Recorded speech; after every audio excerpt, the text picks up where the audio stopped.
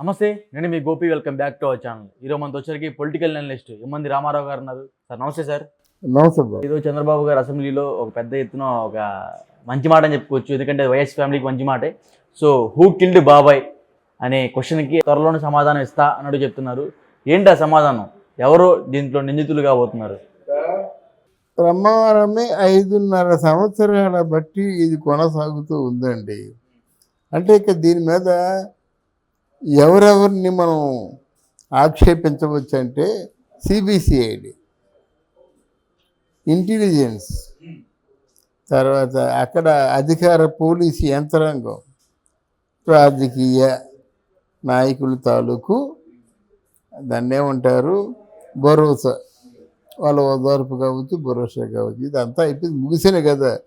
మనం ఈ who killed బాబాయ్ అనే ప్రశ్న వేస్తే చిన్నపిల్లడికి కూడా తెలుసు. మామూలు గోళీలు ఆడుతున్న పిల్లడు చెప్పేస్తాడు, కానీ గోళీలు ఆడుతున్న పిల్లడికి కూడా తెలియకుండా ఉందంటే ఎంత భయపెట్టారో సంబంధిత రాజకీయ నాయకులు అనే విషయాన్ని తెలుసుకోవాలి. తర్వాత ముఖ్యమైనది ఏంటంటే అసెంబ్లీలో ఎవరైనా ఏదైనా ప్రస్తావన తెచ్చినప్పుడు అది బర్నింగ్ ఇష్యూస్ తీసుకొని దాని మీద చర్చ జరిపినట్టయితే నిజానిజాలు వస్తాయి. కానీ మీరు ఎప్పుడు అసెంబ్లీ చెప్పారు? వైఎస్ఆర్ పార్టీలో ఉన్నప్పుడు ఎప్పుడు స్థానిక సమస్యను తీసుకొని చర్చించారు? స్థానిక హంతకులు కానీ హత్య గావించబడిన వాడిని కానీ తీసుకొని పరిష్కారం కోసం మీరు ఎప్పుడు ఆలోచించారు? మీరు ఎంతసేపు దోచుకో పంచుకొని ఆయన అన్న మాటలు ఆయనకే ఒప్పచెప్పాలన్నమాట. అదే పద్ధతి తప్ప ప్రజల సమస్యల మీద మీరు ఎప్పుడు పట్టించుకున్నారు? But it is a good point to raise in the assembly. ఎందుకంటే హూ కిల్డ్ బాబాయ్ అందరికీ తెలుసు. అయితే మనకు కావాల్సింది ఏమిటి? సాక్ష్యాలు ఉన్నాయి. మనకు కావాల్సింది ఏమిటి? అక్కడ కేంద్ర ప్రభుత్వంలో హోము, ధర్మాసనం, వాటి తాలూకు సిగ్నల్ కావాలన్నమాట. మనమే ఒకసారి మామూలుగా క్లియర్ కట్గా అనౌన్స్ చేసామనుకోండి, అప్పుడు తప్పించుకునే అవకాశం ఉండదు. అయితే అనౌన్స్ చేసే ముందు కూడా ఇంత డాక్యుమెంటల్ విట్నెస్ ఉంది, లేకపోతే మాట అండు కదా. నేనే అనౌన్స్ చేస్తా అన్నాడు అంటే అక్కడి నుంచి ఏదైనా కొంచెం సిగ్నల్ వచ్చుంటేనే అనౌన్స్ చేస్తాడు, లేకపోతే మళ్ళీ పావుని తోక మీద కొట్టినట్టు అయిపోద్ది. ఇది మనం కాటేయడానికి వస్తున్న పావుని సరిగ్గా తల మీద కొట్టాలి. పొరపాటున ఆ గురి చెప్పిందంటే చచ్చిపోతాడు అన్నమాట. అటువంటి క్లిష్టమైన అంత డేంజరస్ కేసు కాబట్టి ఎంత దూరం ఆలోచించవలసిన అవసరం వచ్చిందన్నమాట. దీనికి ఇంకా మనం చెప్పకూడని మాటలు చాలా ఉన్నాయి అన్నది ప్రచారంలో ఉంది. ఒకవేళ ఆ మాటలు కానీ ప్రచారంలో తీసుకున్నట్టయితే మర్డర్ అయిపోతాడు. అంటే ఇప్పుడు సపోజ్ అవినాష్ రెడ్డి బీజేపీలో చేరితే ఈ కేసు క్లోజ్ అయిపోతుందా? ఎలాగవుద్దండి? అది ఎప్పుడూ అయిపోయింది కదా. జగన్మోహన్ రెడ్డి గారు సునీతతో మాట్లాడుతుండగా ఏదో చచ్చిపోయినతో మనం వస్తామా, మనం చచ్చిపోతామా, మర్చిపో తల్లి అన్నాడు. నా ప్రాణం పోయినా మర్చిపోనని మొండికేసింది డాక్టర్ సునీత. ఏంటంత పెద్ద పోజు కొడుతున్నావు? ఆఫ్టర్ ఆల్ నా 13 కేసులు ఉన్నాయి, ఇది 14వ కేసు అవుతుంది. ఒకట. రెండోది అవినాష్ రెడ్డినేమో బీజేపీలో చేర్పించేస్తాను ఫినిష్ అన్నాడు. ఆ మాట వాళ్ళే అన్నారా? జగన్మోహన్ రెడ్డి అన్నాడు అన్నమాట. అందువల్ల ఇప్పుడు బీజేపీలో చేర్చానని జగన్మోహన్ రెడ్డి సలహా ఇవ్వాల్సిన అవసరం లేదు. వైఎస్ఆర్ కాంగ్రెస్ పార్టీలో కొంతమంది, టీడీపీలో మరికొంతమంది బీజేపీలో చేస్తారన్నమాట. ఎక్కడ నీకు అట్రాక్షన్ ఉందో, ఎక్కడ ఫ్యూచర్ ఉందో, ఎక్కడ మానిటరీ యాంగిల్లో లబ్ధి చేకూరుతుందో దాంట్లో తప్పకుండా చేస్తారు. అంటే ఇప్పుడు సపోజు జగన్మోహన్ రెడ్డి గారు మరలా పార్టీని ఎన్డీఏలో కలిపేశారు అనుకోండి, ఆయన మీద ఉన్న కేసులు మొత్తం వెళ్ళిపోతాయి అంటారా? ఎందుకు వెళ్ళిపోతాయి కేసులు? కేసులు వెళ్ళవండి. కేసేనండి ఫైల్ అయి ఉన్న కేసులండి. ఇప్పుడు సపోజ్ అండి బీజేపీలో కలుద్దాం అనుకుంటే వాళ్ళు కలుపుకోరండి.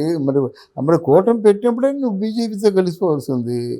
నీకేంటంటే ఏ పరిస్థితుల్లో కూడా ఓడిపోను అనేటువంటి ధైర్యంతో ఉన్నాను. లేకపోతే ముందు వాళ్ళ ముగ్గురు కలిసిపోయారు కదా కూటమిలో. ఇప్పుడు జగన్మోహన్ రెడ్డి వస్తానంటే వాడు మన పవన్ కళ్యాణ్ ఊరుకుంటాడా, మన చంద్రబాబు నాయుడు ఊరుకుంటాడా? ఊరుకోరు. కూటమిలో ఉన్న వాళ్ళు ఎవరు ఊరుకోరు. సో ఇంకొకటి సార్, ఆంధ్రప్రదేశ్లో జగన్మోహన్ రెడ్డి గారు ఈరోజు ఢిల్లీ వెళ్ళారు. ఆంధ్రాలో అసెంబ్లీలో ఏం చేయలేదు, ఢిల్లీకి వెళ్ళి ఏం చేస్తారని కొంతమంది అంటున్నారు, దానికి ఏం చెప్తారు? ఢిల్లీ వెళ్ళడం ఆయన తాలూకు అమాయకత్వానికి, చేతకంతనానికి, ఫూలీ థింకింగ్కి పెద్ద నిదర్శనం అండి. ఢిల్లీ వెళ్ళి ధర్నా చేస్తారట. ఏమిటి ధర్నా? ఈ 44 రోజుల్లోనూ 30 హత్యలు జరిగాయని, ఎన్నో దోపిడీలు జరిగాయని, తర్వాత దాడులు జరుగుతున్నాయని, రావణ కాష్టంలో రగిలిపోతుందని, ప్రజలందరూ భయభ్రాంతులైపోయి పూర్తిగా ఉక్కిరి బిక్కిరైపోతున్నారని, ఇవన్నీ ప్రదర్శించడానికి వెళ్తారు. ఏ పిచ్చోడైనా ఆ ఢిల్లీలో గన్ పార్కా? అక్కడ మనం ధర్నా ఇక్కడ ఇందిరా పార్క్ లాగా ధర్నా చేయడానికి ఎవరికైనా అధికారం ఉంటుంది, పర్మిషన్ తీసుకొని. మరి వాట్ ఈజ్ ద సబ్జెక్ట్? ఎందుకు చేస్తున్నావు? తెలుగుదేశం పార్టీ వాళ్ళు, జనసేన వాళ్ళు హత్యలు చేస్తున్నారు, నిరూపించు. దాడి చేశారు, ఎంతమంది పోయారు, నిరూపించండి. దాడి చేస్తే ఎఫ్ఐఆర్ ఉండదా? హత్య చేస్తే ఎఫ్ఐఆర్ ఉండదు. ఎవరైనా చంపేస్తే ఎఫ్ఐఆర్ లేకుండా ఉంటుందా? అంత కళ్ళు మూసుకొని పోలీసు వ్యవస్థ పనిచేస్తుందా? ఏదైనా మాట చెప్పినప్పుడు, ఈ అభియోగం మోపినప్పుడు నిరూపించాలి కదా. లేకపోతే ఏమవుతుంది? అది బూమిరాంగ్ అవుతుంది అన్నమాట. అది ఏదో ఒక దిగ్జాగ్ రాజకీయంగా డ్రామా ఆడడం కోసం వెళ్తున్నాడు, కానీ మూడు ఒప్పుకుంటాడా? ఆ మాట వింటాడా కనీసం? దేవుడు పోతే మాకు తెలియదు, మాకు కూటమిలో ఉన్నాడు కాదు కదా.